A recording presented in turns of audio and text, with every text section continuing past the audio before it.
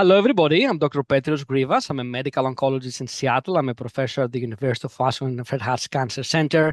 I'm very excited today to be surrounded by amazing superstars and leaders in the field of GU oncology.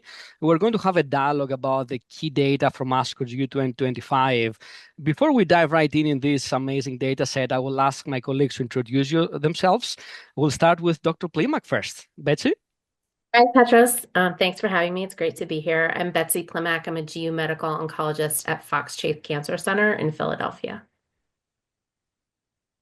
Fantastic. Thanks, Betsy. We'll go to Dr. Sonpavde next. Guru? Hi, Guru Sonpavde. I'm the GU Oncology and Phase 1 Director at Advent Health, Orlando.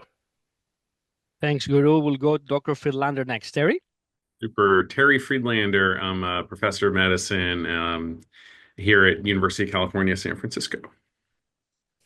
Wonderful. Thanks, Terry. And we'll go to Dr. Galsky next. Matt? I'm Matt Galsky, GU medical oncologist at Mount Sinai in New York. Thanks, Matt. And last but not least, Dr. Wallis. Chris? Hi, everyone. Thanks for having me. I'm the lone urologist here in a room of smarter people. I'm a GU urologist, urologic oncologist at University of Toronto. Thanks, Chris. We appreciate the urologists and we work with them all the time. So thank you for joining. Let's start. Terry, I will start with you. Obviously, you have been involved along with many colleagues in the EV-302 trial. Definitely practice changing. We saw the standing ovation. I remember Betsy, we were together sitting next to each other at ESMO 2023. It was wonderful. And I want to hear, Terry, tell us a little bit your thoughts about the updated data that Tom presented at ASCO GU 2025 and how you want to summarize the data briefly for us and what do you think about that? Sure. Yeah. So, at ASCO GU 2025, the updated data for the EV-302 trial was presented. It was about a year's further update in terms of follow-up. I think the cutoff was in August of 24. I would say that the data for me was important because it sort of continues to show the benefit. It wasn't really a surprise what the data that was presented at ASCO, rather confirm that EV plus pembrolizumab outperforms cisplatin gemcitabine in the frontline setting. The hazard ratio actually for survival was actually a little higher than it was back at ESMO. It was around 0.51. But, these are really marginal, very small differences. Interestingly, the median OS in the updated data is now beyond 33 months. 33.8 months was the actual number, which is just dramatically longer than it was, I think, than when any of us started in our career, where median OS was maybe 12 months with frontline platinum-based chemotherapy. Again, the forest plots that were presented essentially showed that EVP outperformed standard chemotherapy in just about every subgroup that was analyzed there. And so I think those are the major take homes. I actually want to sort of open up to my colleagues here to see if they had other thoughts about some of the other analyses that were presented. But overall, I think this really confirms EVP as sort of the go-to frontline regimen in urothelial cancer for patients who are eligible. There are patients who are, have neuropathy or have other contraindications. But I think that this is really the standard to beat at this point. Thanks, Terry. I think we all agree with you. Betsy, maybe I will ask your opinion. I know you have been working very hard at Fox Chase with Dr. Gatale and others, working on very important studies for de-escalation of EV.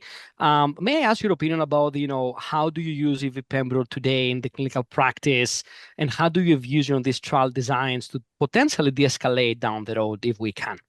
Yeah, Petros, thank you. Thanks for bringing attention to Pooja's trial. So, the thing with EV-302, as Terry said, is EV and Pembro has amazing results. Most people respond.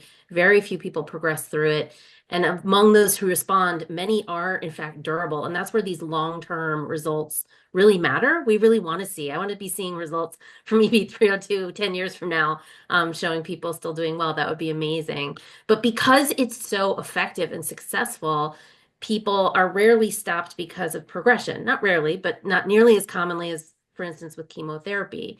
And so what stops folks is more toxicities, specifically the longer-term toxicities and cumulative toxicities like neuropathy. And so Dr. Gatalia has this idea, and we're doing a pilot trial at Fox Chase, so we're getting our hands on this approach here before we sort of make, do a bigger trial. but looking at an induction and maintenance approach, kind of like we did with Javelin, where we did induction chemotherapy followed by maintenance immunotherapy. This would be induction combination to 2 scans, so 18 weeks, and then maintenance immunotherapy for those with a good response. Just trying to see if we can get the maximum benefit of the cytotoxic upfront and then maintain with immunotherapy. But we'll see. I think, with great success comes great responsibility or something like that. So the better it works, the more we need to look at how to use it correctly so it can have the most benefit with the least detriment. Thanks, Betsy. Great points, and thanks for working with these study designs. As you said, it's hard to improve upon Pembro EV, and fine tuning the delivery, patient by patient basis can help us.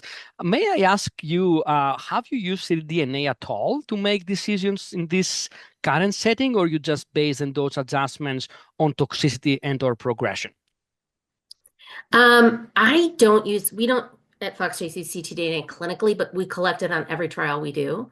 So we hope to be able to paint the picture of what ctDNA tells us that's different from imaging. I'll just say in the metastatic setting, the use of ctDNA is very different than in the perioperative setting, where we expect some patients to be completely NED and free of cancer. In the metastatic setting, we kind of think it might always be brewing there somewhere. And so would a positive, do we expect truly negative tests to go along with good CT scan results? I don't think we quite know the answer. We're starting to. There's some publications that have painted the picture that ctDNA modulates along with the imaging. It's a pretty tight correlation. But I love that question, and I hope I have a good answer for it in a couple of years. Thanks, Betsy. I agree with you. Actually, I do not use ctDNA metastatic disease because I don't know what to do with the result, to your point, but I totally agree with you we generate this data.